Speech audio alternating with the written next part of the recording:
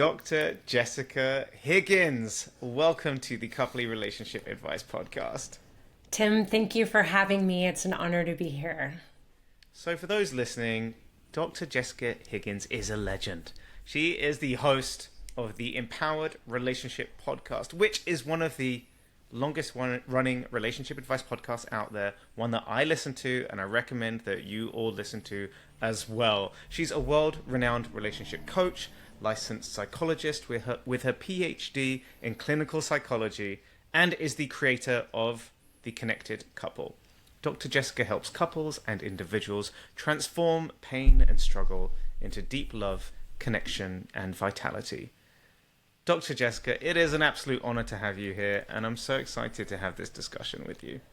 Me too, and I love just your enthusiasm and how much you do to support people navigating long-term intimacy and cultivating closeness and connectedness. So I'm thrilled to have a conversation with you and excited about just your playfulness and, again, your passion. It is a fun and fascinating topic that we're in here, and I've been listening to your podcast, like I've said on previous podcast episodes, and I've said on your episode, been listening to it for a long time, and I really do feel like you've been a bit of a fairy godmother to Coupley in that it really helped me accelerate so much learning and learn so many things about this space when I was coming into it very new. So it is a true full circle moment having you on, and I'm really excited that we're going to get to nerd out on all of these issues and topics together. But first, I really want to introduce you to our community. So I'd love for you to share a little bit more of your backstory and how you got into this space. Thank you. Excuse me. I'm grateful just what you're sharing about the show and just how it's supported you and just how you've been able to kind of really bring a lot of principles together. That's my goal, is to just help people have access to a lot of these relationship principles.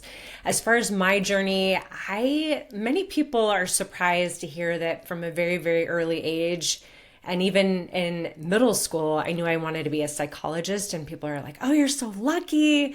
And that being said, psychology is a huge field. And so while I've always been interested, curious about human nature, why we do what we do, it took me many, many years to really come to the space of couples and intimacy through my own hardship, and really felt most people, at least at that time, probably didn't have access to a lot of this. I think that's changing with apps, podcasts, and all the different ways that people can access information. But that being said, I think what we're encountering in cultivating intimacy, I think still is surprising what can get activated and what is sometimes required of us. So I do think for us to have a heads up around it can be so helpful. It's an absolutely fascinating space in that it's also very new. I feel like in the field of psychology, we've really only been truly getting very, very deep into the relationship side of things in relatively recent times. In fact, the whole field of psychology is relatively new compared to so many other fields. But as a relationship coach, like, what are some of the big things that you've been seeing recently? Any new things that are popping up, or things that you're just like, okay, this is a core problem that I'm seeing over and over again? That's such a big question. It's like, what's the number one? I mean, look, there's so many ways. I think you were wondering before about just what primes people to be able to engage and even entering into this space. I think mindset is important. So I remember one of my, I don't know if it was like the first year of my episodes in 2015, I really looked at unity mindset or destiny mindset, which is also, I think, in the business space called fixed mindset versus growth mindset. And that can have such a huge impact on one's experience. So specific to relationship, if we expect okay, now that I've found the person that I have a really good fit with, it's going to be smooth sailing. Then any bump in the road or difficulty or challenge is going to feel really upsetting with that expectation in mind. And we're going to look at that challenge very differently than we would if we had more of a growth mindset. And so I think that is when we look at cultivating intimacy over a long period of time, I do think that's something that's very helpful. I'll pause there. It's almost like, hey, this is the person that you got into a relationship with, so tough luck. This is me, this is who I am, this is who I'm always going to be. And basically saying to the other person, like, well, why should I have to change? Because you picked me for this, so therefore I'm always going to be this, and you're going to have to like it or lump it. Yes. And I do think there's something to be said about when we're in those first few years, or even, let's say, 2 years of dating. There's a lot of neurochemicals that are supporting that, as you know. There's a lot of ideas around who we imagine someone to be. In psychology, we'll call that projection. And so we don't know someone in all seasons. How do they deal with grief? How do they deal with upset and anger? And as we negotiate life and experience life, we get to see someone in all these different phases. And we might be surprised how they deal with grief or how they deal with a difficult emotion. And so sometimes it's just not visible in those beginning stages, what we might call the romance stage. So not only is it, oh, are we trying to change each other and are you going to accept who I am? But it's also sometimes just surprising, like, I didn't know that about you. Yeah, you almost feel like shocked or surprised. You have a little bit of buyer's remorse where you're like, whoa, whoa, whoa, whoa. This was not, I didn't know that this thing was going to be part of our relationship. I thought this was all just going to be magic, sunshine, rainbows, butterflies for our forever. Well, and I think it's difficult because I think when we are dating, we want to put our best foot forward. And so it is difficult to bring those parts that don't feel lovable, sexy, attractive, and make that like known. Like that's not an easy thing to broach. So sometimes we do encounter like, I don't know that my partner knows this. And that's, I think, a tricky thing. We're probably going against somewhat of like some serious evolutionary psychological programming, right? Because this first part where you're falling in love, the neurotransmitters are off the hook, the hormones are off the hook. That's really designed for as quick as possible for our species to procreate, move out of the cave, move in with someone else in another cave, leave our family unit, which there's a lot of lack of logic in that, in terms of like your safety, in terms of access to resources, all of these things. So we're really hardwired for this really, really quick, let's jump off a cliff together with someone that we've only known Yeah. A couple of months. And perhaps back in the Stone Age, that would have been totally fine. But now we have these expectations in our society. And I think long-term relationships are amazing. I love being in a long-term relationship. I'm obviously in the game of trying to make people have amazing long-term relationships.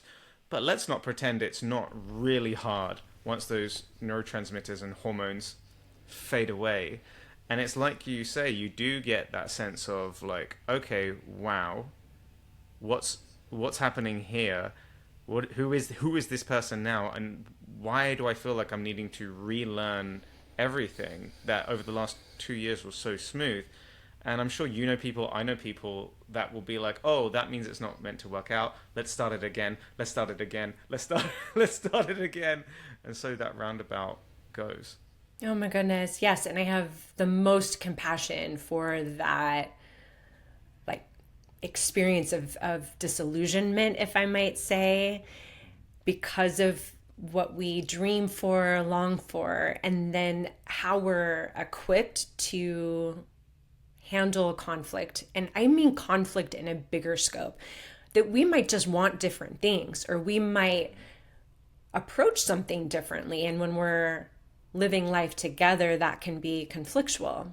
Like, I want to leave 10 minutes early and you're like to leave 5 minutes late. Like, I mean, it seems like such a benign thing. And yet that can be incredibly conflictual in stressful moments. So I think just to kind of give space and empathy and validation that not only are we going to feel triggered, which is one thing we haven't really said.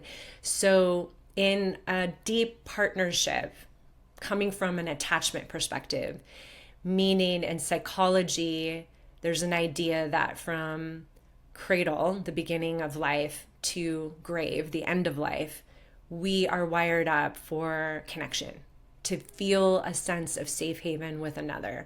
When we're growing up, it's usually our caregivers, parents, and we need them to survive.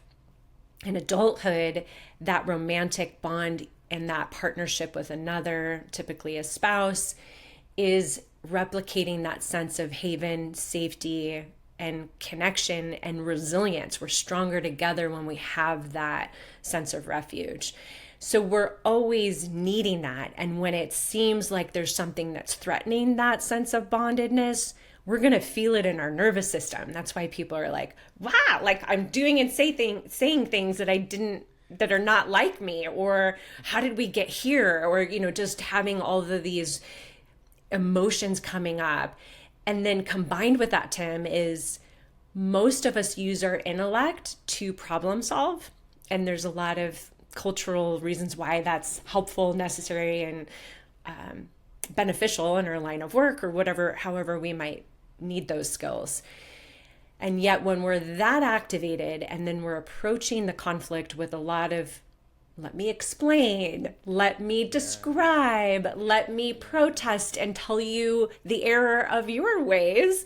And this gets us into a back and forth. It could be defensiveness, it could be reactivity, it could be a lot of things. Protest could be shutting down. But this way of relating is creating disconnect, which takes us away from or distracts us from the thing that we really long for. And we're not really setting up that conflict to directly create connection. So I don't know if you have a question or if that makes sense. It makes so much sense, and I think a lot of people listening to this will resonate as well. This was my default move in my previous relationship. I always felt like if I could just explain, if I could just explain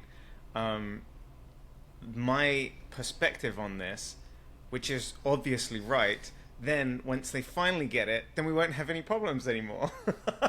And I was obviously completely wrong, but it was really rooted in this idea that if I could just debate like my position, they could just understand my position, really understand it. Yeah.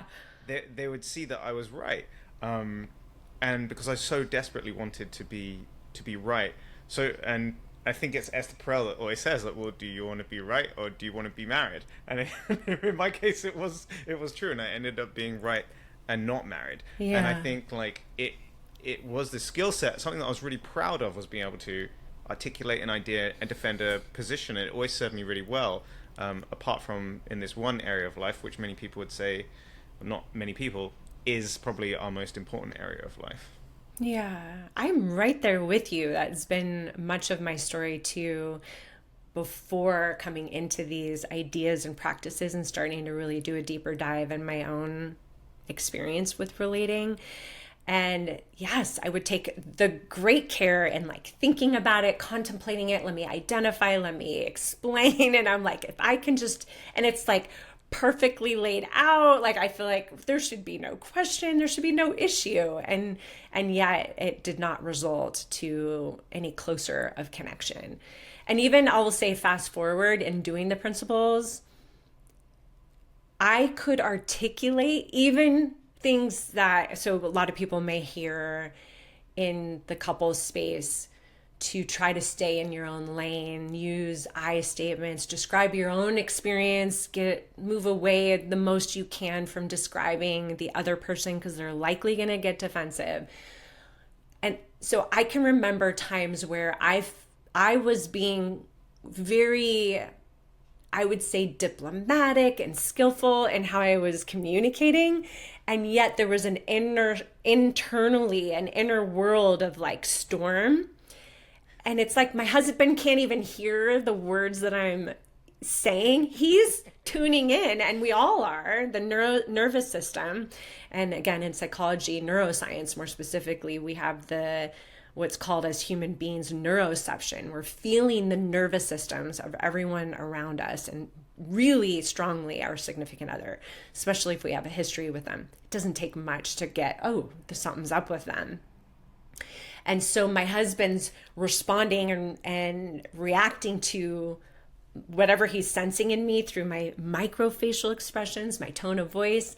And I'm like, so we've gotten couples therapy before, and therapy is asking me to say a version of what I was like, I have exactly said this before. But the difference maker was often that I was not really revealing the vulnerability to the same degree. And there's a level of being willing to enter into that vulnerability, that visibility, and also his safety that I think can unlock a lot of that stuckness. Yeah, that makes a lot of sense. It's like our tone and all of the energy that we're just like transmitting out to our partner when we're trying to navigate a difficult conversation with them. It really does speak to this idea of like creating a really nice space to move through some of this conflict, like for me and my girlfriend, that people on this podcast I think have heard before, like if we have to talk about something, we're like, let's talk about this in bed, and we'll just like cuddle up and have like a sober conversation if we need to talk through some stuff. That is like our default. Definitely not perfect. Definitely working on things. We still snap back and forth each other. Still make a lot of mistakes, as every couple does. Maybe even couples who are professional relationship coaches do. But it's definitely something that has been very, very helpful. And I think, like, for me, mentally moving myself off the perch. Like, I love to put myself on a perch and lecture people. It feels so good up there. Mentally, Yeah. I've had to retire the perch. I've had to put it away, put it in the garage, and chain it to the floor, and mentally just always try and think, how do I step to the side of my partner and build on the things that they're saying, so that I can truly visualize that reality that they're trying to say to me, instead of just imposing my own on the situation. Yes. I mean, really, every moment is anew. If we're living in time and space, or living through time and space, and hopefully for some length of time, we're changing every day. Our partner's changing every day. So to come in with assumptions, or to think we have it figured out, or even to feel on top of it, perched, right? In a lot of ways, when I've utilized those strategies and I get a little bit more in touch, it is a protective strategy. That it is incredibly vulnerable to be in touch with the places that feel activated or insecure or worried or scared. And then also to be in presence of my significant other and his activation, fear, insecurity, and to hold and be present to that. That's not an easy thing to do often, and so incredibly rewarding. Yeah, this is where the really deep beauty can come from once the hormones and neurochemicals have faded. This is when you can start to feel like you're journeying towards the promised land. And it's not easy, it's very difficult. And I think we've been sort of dancing around it, but I know we really wanted to talk about this idea of managing closeness and separateness, and some of the things that we can dig up as we manage this process. So I'd love to hear more from you, a little bit about closeness and separateness. Yes. Well, I will say that most people enter into relationship to feel bonded and connected, right? As I've already said, it's a human need. And what tends to happen is we think we have to serve that in the highest. And it also is largely informed by how we were brought up. So we might have experiences where it wasn't safe to say, I don't want this, I want that, right? And to bring some difference to the table, or even some people get the notion of like, there wasn't enough resource for people to ask me as a child, what do I want and what do I need? So I just kept that private, or kept that down. Well, coming back to couplehood, there's an idea called fusion fantasy. So if we don't rock the boat, if I don't bring anything outside of what's known to be safe, status quo, comfortable, that's the goal, is to be in this same, this very lock and step. And that over time can be incredibly limiting, can impact intimacy, passion, because it can be stifling. While it's beautiful to have this sense of closeness, but it can also run the risk of being codependent, enmeshed, gridlocked, like all these terms that it's so overly prioritizing the intimacy or connection. I don't think anyone's talking about this. I think this is really, really interesting, because what we see, I feel like, in general media, on social media, if you scroll through TikTok and Instagram, is the idea of the couple influencer. And they are wearing matching outfits. They're spending their lives traveling to exotic locations. They're doing dances together, videos together every single day. They are doing photo shoots together every week. And their content is only them together, constantly doing stuff together. And people are like, this is the ideal couple. This is the relationship that I want, this fusion of a couple. And when we think about it, they are business partners, they're content creator partners, they're in a romantic relationship, and they're also their only friend, because when you're on the road and you're traveling, what happens is your social network in real life, your real life network, goes out the window. Yes. So they are fully fused couples, and then they break up and everyone's minds are blown. Right. Yeah. Well, even if someone's not an influencer and has been in relationship for a period of time, may even have recognized this fantasy as romanticizing those early stages. If we could just get back there, we just got to find that again. And I don't think any of us really would argue that that's not beautiful. It is beautiful, right? Like even synchronized swimmers, or people that are like beautifully harmoniously moving together. Like it is gorgeous and it's beautiful, and it's part of the bigger picture. It's only part, because as humans, if we just look at how we grow, or even breathe for that matter, it's a inhaling and exhaling. So I take a breath in and I exhale. It's expand and contract. Or even as I grow as children on the playground, it's like let me explore, and then I come back to home base, right? We are constantly growing in this expansion and contraction. And I think in intimacy, coming to the separateness, or another term is called autonomy, or even differentiation.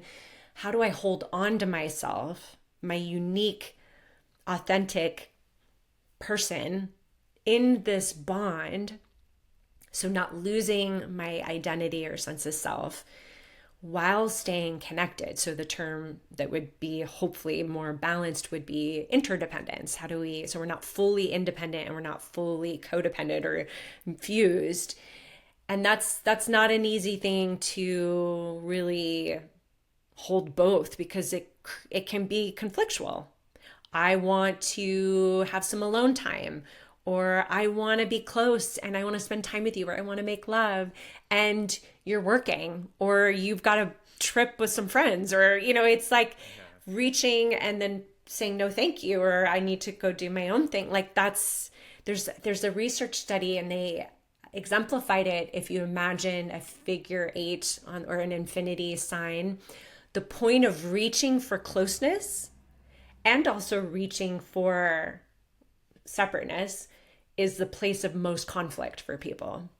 And I don't know that that's entirely true, but I do think that there's often because to think about each person has the same need at the same time and the same pacing, like that's a really difficult thing to expect, that we're going to line up and want those same things at the exact same time. Yeah, that makes a lot of sense. When like you're not both going to randomly be like, oh, we both want to explore a new hobby or see our friends or go do this thing or explore this personal interest or whatever it is at the same time. Really interesting. And just this idea of, because when you're reaching towards someone, you're also, it makes you vulnerable, and then for them not to reach back, that's a disconnect, and you're like, like now the relationship feels off kilter. It brings up feelings. It? Yeah, it brings up feelings of rejection. Yes, exactly. Well, I think first and foremost is just this bigger mindset that this is a part of health and well-being, that we want to support each of us to feel a sense of agency and that it's welcomed. Because oftentimes it can feel threatening if someone wants to have an individual pursuit. But to your point about reaching and like, I want to do something else, I don't think it needs to be I'm ignoring you and giving you like a total wall. It's more of like, I love you. I want to spend time with you. And I have had a really long day. Or like, let's say this person is more introverted. Maybe they want to read or journal or just be in silence for a while. That they're going to fill their cup, and then they're going to be able to come back much more available and much more present, not divided because they're feeling this inner conflict of like, I need to fill my cup. So it's not as though we don't respond and say, I want to be with you. You matter so much to me, and I care deeply about our closeness. And this reminds me of it. This was last year. My husband and I had done some family traveling. We were gone for like 2 weeks. We were back in Santa Barbara for like a week. And then I had a trip to go meet my friend in Hawaii. And I had all this work to do.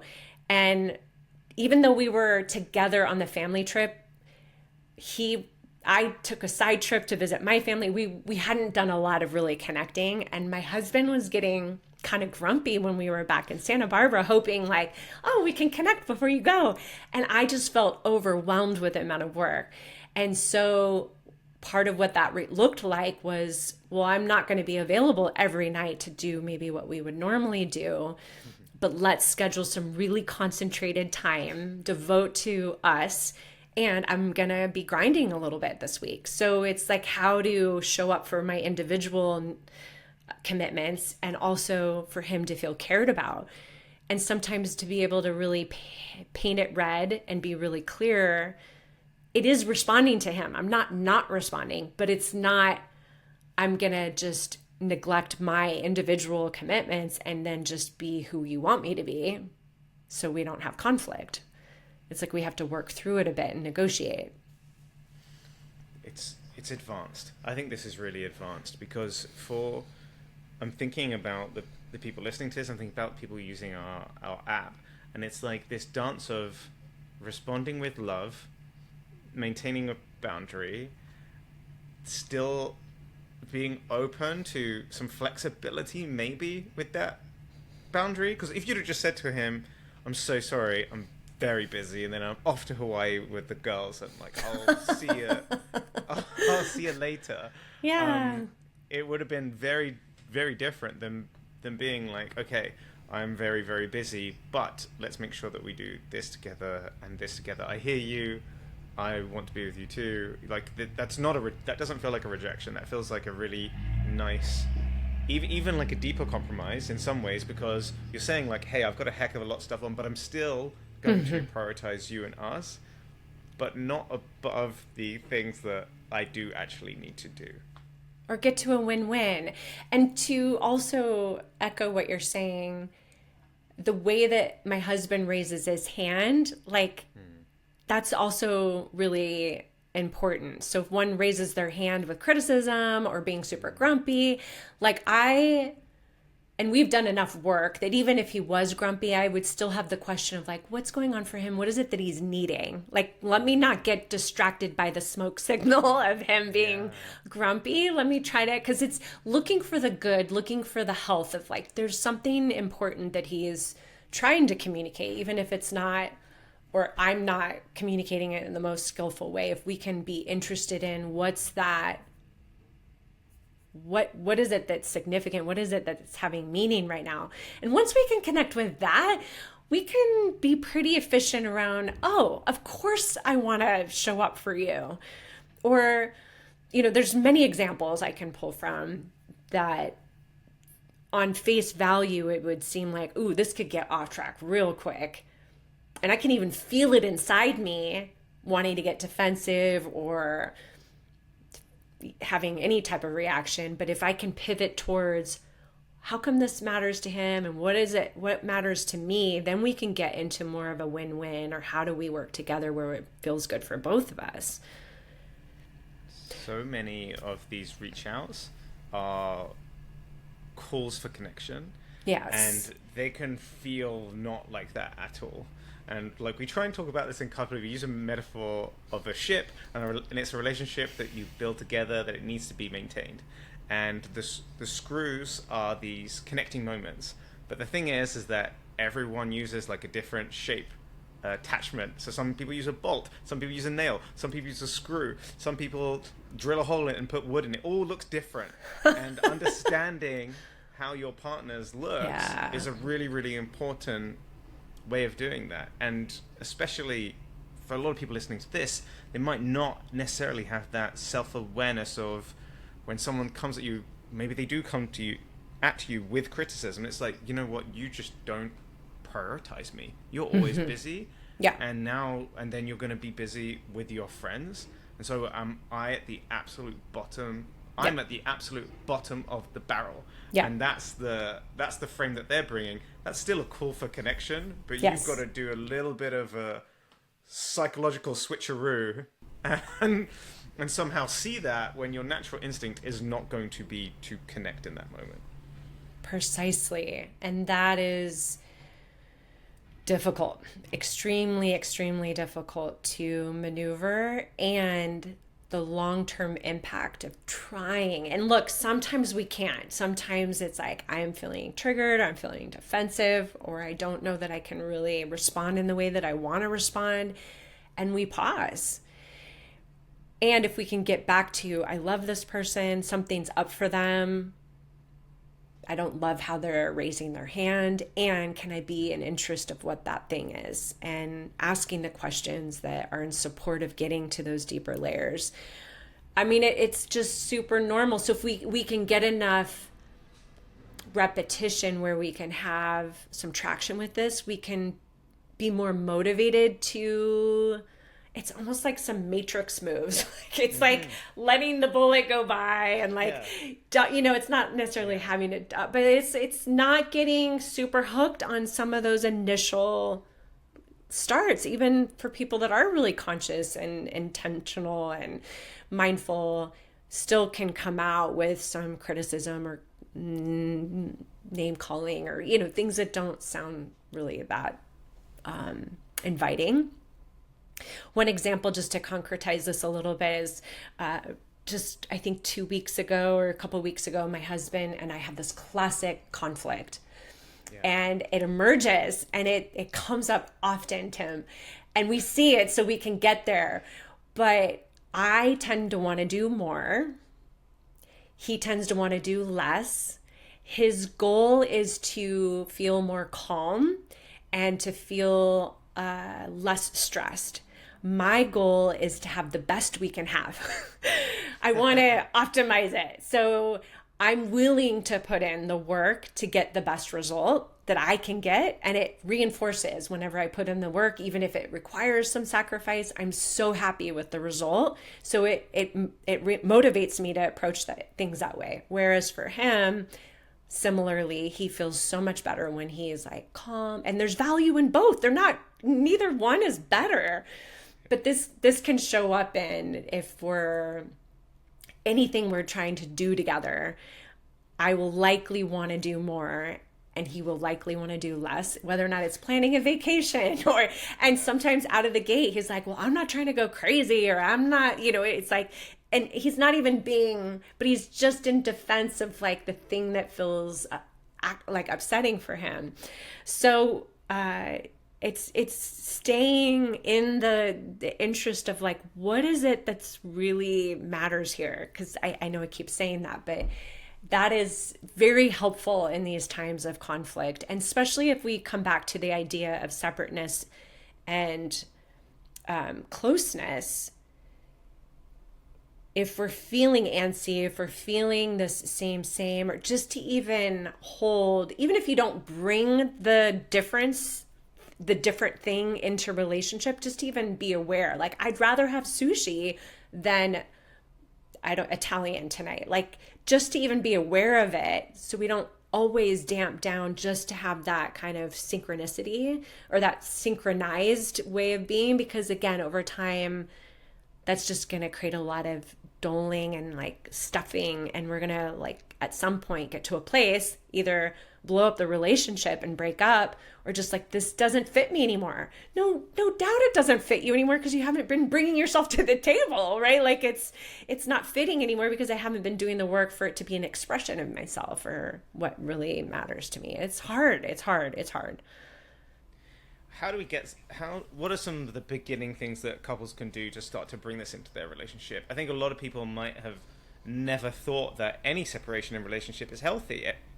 The narrative is like, you are a team, everything is a team, you've got to be everything for each other, you should be each other's therapist, business coach, top champion, enthusiast, gym coach, gym partner, business partner, side hustle partner, the whole shebang, right? So how do we reverse some of the ways that things are going, and like, what are the first things, like ground zeros, that couples can do to even just begin managing this? Yeah. Well, as you're reflecting all this back, it's like the amount of pressure we put on our our relationship is quite immense. So ground zero, I know I referenced it already, but is having more of this growth mindset, knowing that conflict and difficulties is going to be part of the landscape. And if we can see that as an opportunity, that this is our curriculum, this is our way of, like I just mentioned, my husband and I know this conflict, and we've worked this many, many, many times. We can see it more quickly, we can identify it more easily, and we can learn to work together more. It's not without a little tension and static, but if we hadn't done that work, it could likely get us off track really quickly. So if we can pivot towards, how do we get to a win-win? How do we learn to work together? How do we have growth in this? That's again a different experience than feeling wildly threatened, like something's wrong with you, something's wrong with me, or maybe we're not a good fit. Do you see that would potentially really engage someone in a different way than just feeling upset by that experience and then judging it? Yeah. Absolutely. Yeah. Absolutely. And then the willingness, I would say, oh gosh, I think this is probably one of the harder things, is tolerating some of the discomfort in the interest of growth. I think a lot of us, human nature, I mean, we're biologically wired up to expend the least amount of energy. We want to be efficient. And this is why we categorize things. This is why, it's just difficult to be in the dissonance of the difference. We love each other more than anything. We want to have a way that works together. And yet we are on very different pages right now. Like, that's extremely hard to tolerate. So we want relief. We want to, and it's a quicker move to just say, okay, I'll just do what you want to do. I'll just do what you want to do. Or potentially be a little stronger to get your partner and try to persuade them to do what you want to do. And one becomes a little bit more dominant and occupies a little bit more space. So again, if we can recognize what that ends up resulting in, is that the relationship starts to represent one, not both. Yeah. Go ahead. I definitely that makes a lot of sense. And I'm just thinking, as as an immigrant and someone lives in a different country, that's definitely something I've had to manage because I don't have family here, right? And so because I don't have family, I don't have frequent family obligations. And I see this with my other friends who are come from different countries as well. It's like if you're the foreigner, you have to make sure you're preserving some of your own autonomy, because if you're not careful, you can just sort of like slip into Assimilating. Yes. right. Yes. And because your partner has family and regular family obligations, that can end up being 100% of your life. And like, I'm very lucky. My girlfriend has an awesome family. They're also my friends. I love hanging out with them, but I also like to have my weekends to see my friends and do my own things as well. So if I was only visiting her family every weekend, in fact, when we do that, if we go there if we're doing stuff like 3 or 4 weeks in a row, I'm definitely like, yo, like, you feel the skew, you feel the imbalance, perhaps. Yeah, big time. I'm like, listen, you go this weekend. I'm gonna spend my weekend doing me and getting things organized and just doing me. And so I definitely feel that. And so when you're saying like, yeah, and I've seen it in other relationships too, where people just sort of become their partners. They just start living their life for their partner and following them around and just doing whatever they do. And you feel them like disappear from friendship groups and they're just off. Yeah, it's definitely something that can happen. I don't think anybody sets out to do that passively and then set their relationship up for a challenge. I don't think that is ever a conscious thing. I think either one isn't in the habit of really advocating for what they want. Perhaps, again, they didn't grow up in an environment where it was really encouraged or welcomed, or conversely, it was like hugely threatening to bring anything up. So it's just safer to keep it a little tamped down.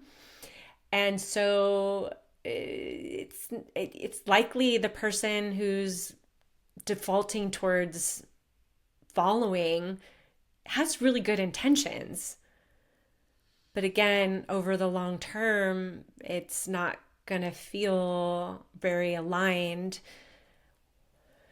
I've just seen it too many times. Like, this is where affairs happen. This is where people, again, have some like midlife crisis or some type of crisis where they're not satisfied. They're not happy. They've grown apart. They're attracted to someone else. It's like these needs and longings don't land in the relationship. So I would say another thing is to perhaps just take a little note around, does my relationship represent me? Does it express what's most important to me? I do think a really good practice or exercise for people to do is to engage in what are individually our top values, like what are our top 5 values each person, and being able to look at that in relationship, that what are we creating together that supports and is in service of what matters most to us. And that's not an easy thing. I say it and it's like, oh yeah, sure. And when do we ever really pause and ponder, what are my top 5 values? If money weren't an issue, if time weren't an issue, if anything weren't, like, what matters most to me? Like that, typically people need to pause and reflect on that. It's not front in mind. And yet it is what likely we're going to be most motivated around and what's going to mean the most sense of fulfillment in life. So if we can get in touch with that, then we can be a little bit more aware to then bring that into the relationship. Maybe it means, like, I was just meeting with a client and she started dating someone new and she eats really healthy. She does a lot of fitness and she's dating someone who doesn't eat healthy, it's just like, she's like, we couldn't be any more different. And what they've done up until this point is all the things that he likes to do. And so I'm like, okay, well, what would it be like to ask him to go for a hike or to go, and so, and again, that does often feel like some tension, which we tend to want to avoid. And again, having the mindset of like, this is going to grow us, what it's going to be in service of. And that can be more motivating to kind of tolerate some of that discomfort. It sounds really weird, doesn't it? To be like, oh, we should, or a great exercise to do is to get a piece of paper out and start sharing, like, here are some things that are important to me in the way that I want to navigate my life and the way that I want to live. But I think you would be insane to presume that your relationship is just going to magically work without either person needing to do a little bit of relationship work. And yes, this is the very, very definition of relationship work, in which you are having a meta conversation about your actual relationship. You're not just in the relationship, you're looking at it, looking at the map, charting where you want to go. What are our values? If money was not a thing for us, what are the things that we'd like to do? Where would we like to go? What people would we be? Why would we do this? Why is that thing important to you? And it's often those, like, underneath the passion or the thing, you'll find the value. It will be somewhere, like, usually a little deeper, and I think it's really powerful stuff to understand your values. And then what you've so eloquently put is being comfortable with the dissonance that you two are two different people, and for some of this stuff you want different things, and those things might change throughout the relationship, and you can't force someone to be the old person that they were, and you can't force someone just to be you. And you've sort of sketched out what could happen if you don't do that too, right? Because if you just start living for someone else, you can imagine what a cocktail it would be just for someone to see you as an individual, someone else, not your partner, to see you as an individual for the first time. And like you were saying, how affairs happen, what struck with me, I was like, gosh, that makes a lot of sense. No kidding. Yes, yes, yes, yes. Because if we, coming back to just what you started to say, if we can understand, like, what would X, like, thing allow me to feel, like, the understanding that deeper layer. And look, I want to be fair if someone's a little bit more individually prone or the autonomous prone. Well, it's interesting. I was saying that. So we're talking about closeness, but it's actually not the type of intimacy that that's more optimal, because if someone's deferring, it's almost they've put aside a lot of what's important to them so that they can have what feels like harmony, no conflict, but they haven't really shown up to the relationship. So it's not the type of intimacy that we can really feel genuine passion and fulfillment in. That does take a little more working.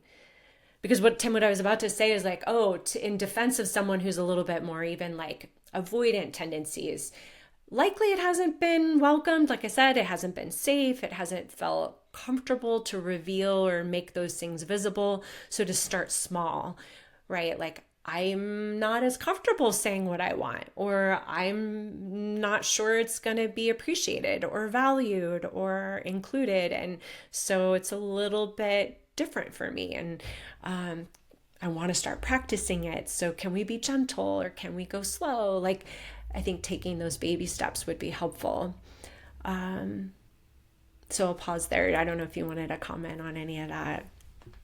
No, it makes a lot of sense. And I was just thinking as you were talking as well, it's sort of like, if you get strong-armed into doing something that you really don't want to do, I'm getting flashbacks of seeing like the plus ones at an event that they clearly didn't want to be at, and they're physically there, but they're not actually there. They're on their phone, or they're like doing the minimum, or they're sitting down in a corner on their phone, and you think like, oh, they're here, but they're not authentically here. So giving this intimacy that we're craving for is actually creating sometimes more disconnection.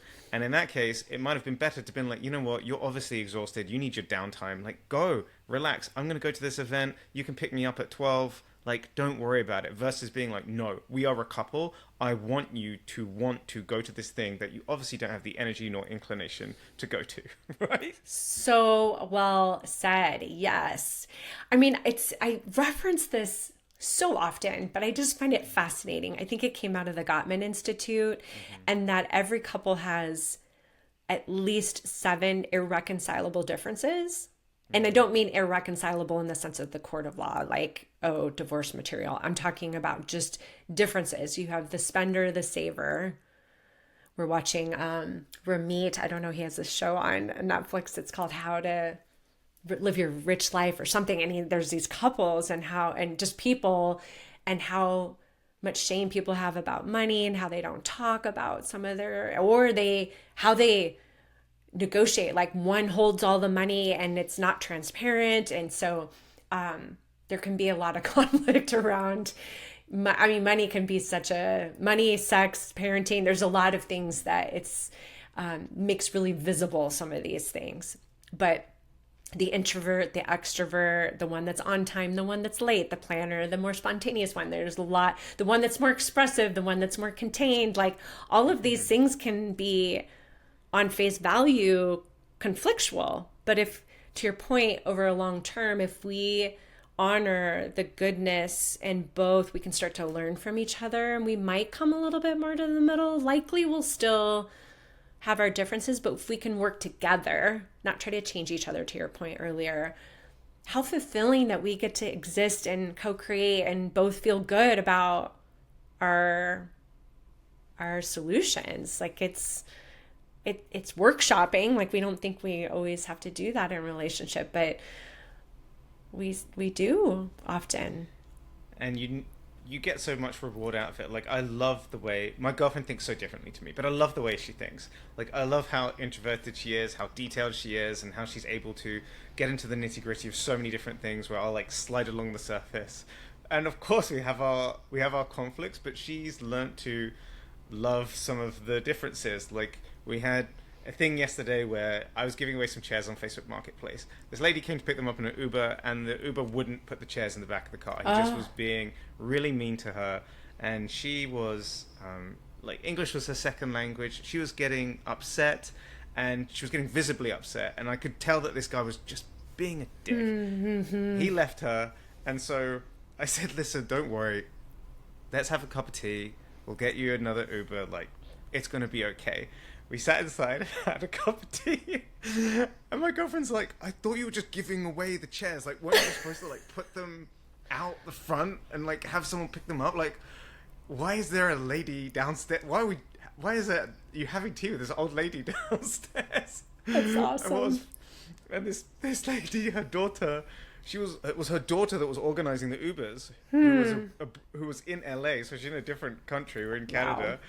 And so then her daughter calls us like, "Mum, what happened? The Uber?" She's like, "Oh, don't worry about it. I'm having a nice cup of tea with this young man, and I'll call you when I want to be picked up." I was like, "Oh, like you can I've got to go back to work soon, so like I can't hang around for too long." But we did have a lovely cup of tea, and she was very sweet. But that is a big value. It's an example of a value difference, because my partner is definitely more suspicious, and obviously there's some gender stuff in there as well. It's like I'm a young man. Like, what's the worst thing that can happen? Nothing. But she was also just like, "I love that about you too. I love that you can build. You want to make a difference and be of help and service." Yeah. But it's a big value difference, because she's like, "There's no way in hell a random stranger off the street is coming into my house for a cup of tea." So I think you're really right there, and just understanding that some of the things that we find most attractive about our partners are also going to be some of the things that are going to drive us the most mad, and managing this separateness and like giving people permission to exist and still be them. Not expecting that they're going to always want to be doing it our way, or even with us 100% of the time, despite how that hurts. It's very advanced, but if you can have these conversations, you can build this into your relationship. I'm expecting now that it will make a big difference. Yeah, I think one thing that's really helped me is if I can ask the question of like, if I'm super attached to a thing, like, "Oh, I want to go to the beach for our vacation." Yes. And he's like, "I want to go to the mountains." And there's like no solution, right? Not really tenable to do both. And if I can ask the question of like, well, what would the beach allow me to feel? Like, what is it that I'm trying to get at? Or for him to ask that question, sometimes we can access some deeper things that can give us many more options. And I'm making this up, so I don't really have an experience to draw from. But if I were thinking about the beach, it's like, oh, I want to see water, or I want to feel the fresh air, or I want to feel expansiveness, like expansive views, or I want to be outside and be in nature and just feel a relaxed, down to earth vibe, right? There might be other ways that I could accomplish that sense, that feeling. It doesn't need to be the beach. There could be many other ways, and vice, like whatever that thing that the mountains would allow him to feel. And that, if we can get at the significance or the meaning, sometimes that gets us off of our ideas and gets us much more into how to show up for each other and have more creativity to see how might we both get something we want here. And that's the beauty of staying curious, right? And sort of standing beside your partner, being like, okay, well, why is it that you want to go to the beach? Or what is it that you like about that? Is it the palm trees? Is it the water?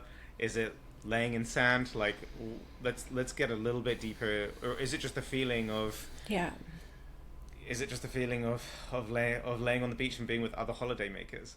There's it's like going a little deeper on all of these things and finding if there's ways that you can reach those. Yeah, that's very cool. That's very cool indeed. Well, Dr. Jessica, this has been a wonderful conversation. I would love to have you back again and do other topics with you in the future. But please let the audience know. I'll have every link in the show notes, but I'd love for you to let the audience know what are some of the things that you're up to this year and where can people find you? Yeah.